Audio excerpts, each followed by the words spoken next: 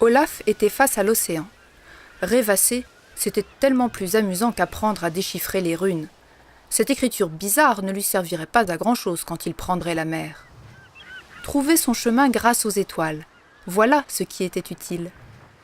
Il s'amusait à faire des ricochets sur l'eau quand il entendit le pas incertain de la petite Géva derrière lui. « Te voilà, Géva. Tu as fini de nourrir les poules ?» Géva ne disait rien. Ses grands yeux étaient fixés sur Olaf avec envie. « Ne fais pas cette tête-là, Sorette. Je sais bien que toi aussi tu rêves de monter sur un drakkar. Mais on dit que l'aventure, ce n'est pas fait pour les filles. Allons, viens. Je vais te raconter encore une fois l'histoire de notre grand-père. Assieds-toi sur les galets à côté de moi. Le vent s'est calmé. » Et Olaf commença son histoire. Il y a bien longtemps de cela, alors que nous n'étions pas encore nés, grand-père Harald embarqua sur un drakkar. Il n'avait pas encore de barbe, mais son courage était connu dans toute la région depuis qu'il avait défendu notre village contre la tribu du terrible Sven à la dent bleue. Avec 3 de ses cousins, ils emportèrent une grande réserve d'eau douce, des haches bien affûtées, d'épaisses toiles de laine et partirent en direction de l'ouest. À bord, ils se nourrissaient de poissons fraîchement pêchés et d'un peu de gros pain que grand-mère avait confectionné pour eux. En partant, grand-père Harald avait promis à grand-mère Sigrid qu'il serait de retour avant les grandes marées. Mais les grandes marées arrivèrent et grand-père ne revenait pas. Grand-mère Sigrid répétait tout le jour « Il reviendra, il reviendra ». Un jour, un des cousins revint. Il avait laissé Harald très loin de chez nous, sur une grande île où jaillissaient des fontaines d'eau chaude, les geysers. Il raconta combien la navigation était dangereuse et comme il était difficile d'éviter tous les périls. Grand-mère Sigrid ne paraissait pas inquiète.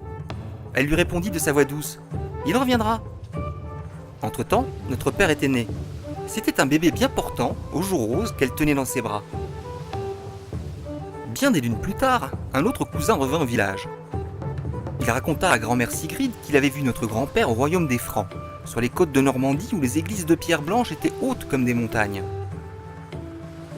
Sigrid disait toujours « Il reviendra ». Notre père avait 4 ans et courait déjà plus vite que n'importe qui. Il savait toujours d'où venait le vent et nageait comme un petit phoque. Alors que notre père atteignit sa 7e année, un vieux navigateur prétendit avoir parlé avec Harald aux confins du royaume d'Italie, là où la mer a des reflets couleur de turquoise. Personne au village ne voulait le croire.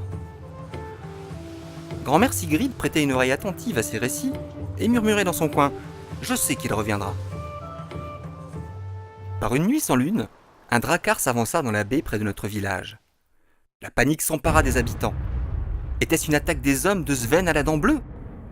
Un grand gaillard barbu, à la longue chevelure blonde, sauta à terre le premier. Les habitants s'enfuirent en tous sens en poussant des hurlements.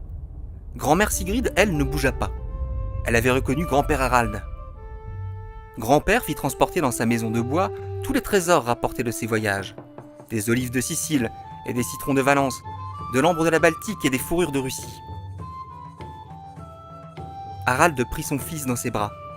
À partir de ce jour, grand-père et grand-mère ne se quittèrent plus jamais.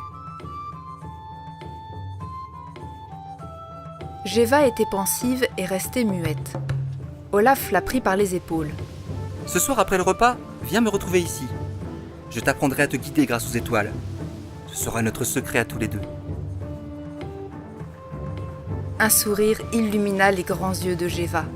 Comme son grand-père Harald, comme son père et comme son frère, elle aussi allait connaître les secrets des navigateurs.